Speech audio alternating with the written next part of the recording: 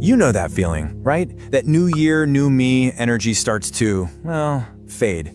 But what if this year could be different? What if we didn't have to just accept defeat? In this explainer, we're going to break down some simple, science-backed systems to help you make those big goals actually stick. So, let's be honest for a second. Does this feel a little familiar?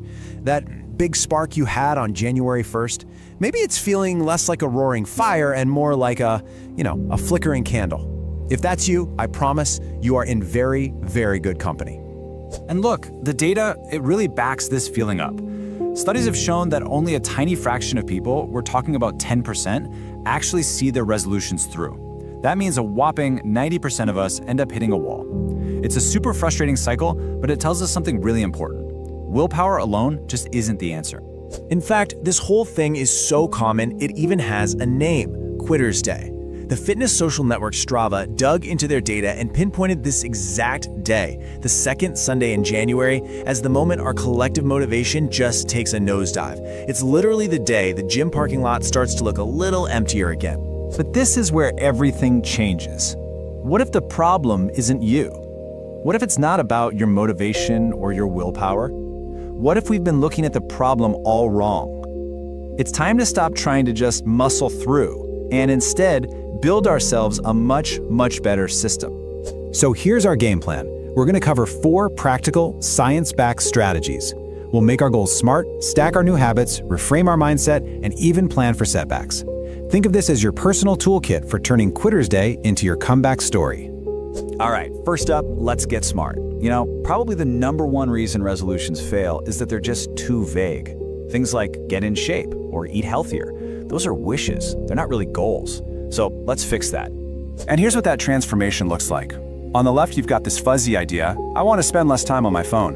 Okay, fine. But on the right, that's a real plan. It tells you what you'll do, how you'll measure it, for how long, and this is the most important part: why. One is just a wish, the other is an actual action plan.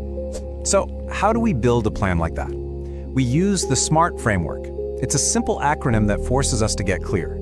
Your goal needs to be specific, measurable, so you can track it, achievable, and you gotta be honest with yourself here, relevant, which is your deep why. That's the fuel when things get tough. And finally, timely, with a clear deadline. It's a system, not some kind of magic trick.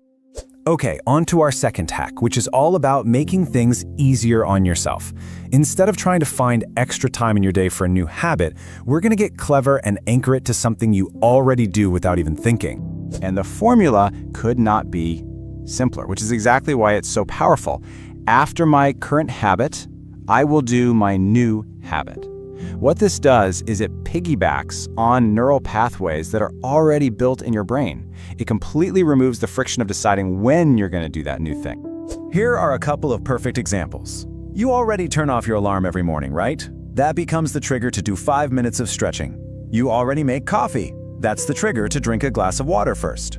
This is so great because it weaves the new behavior right into the fabric of your day. It becomes part of your life, not just another chore on your to-do list.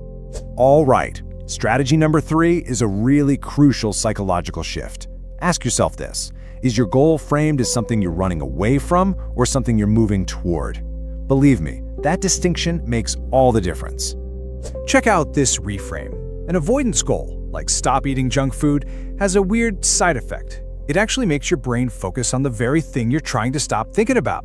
But an approach goal, like I will eat 1 piece of fruit with my lunch, focuses on a positive, specific action you can take. It's way more motivating, it's easier to track, and it builds this mindset of progress, not perfection.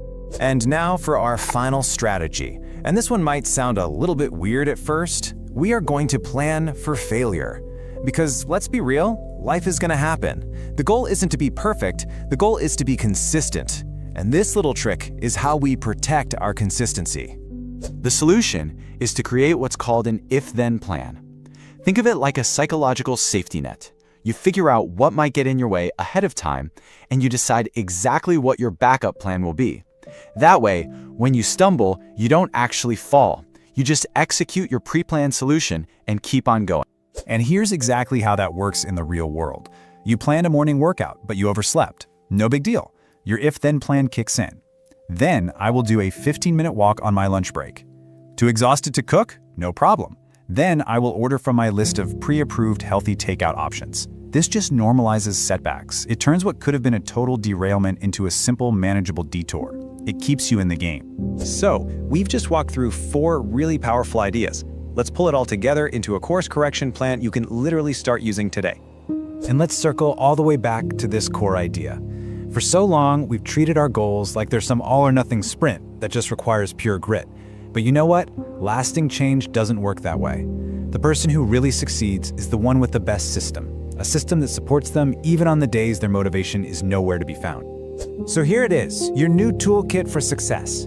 First, get super clear with SMART goals. Second, make it easy on yourself with habit stacking. Third, keep your mind positive with approach goals. And fourth, stay in the game with if-then plans. This is how you shift from just reacting to what life throws at you to being proactive about your goals. With these tools in your back pocket, this can absolutely be the year that your goals finally stick. So the only question left is, what's the one resolution you're committed to saving? Which one are you going to apply this system to first? Think about it and get ready to build your plan.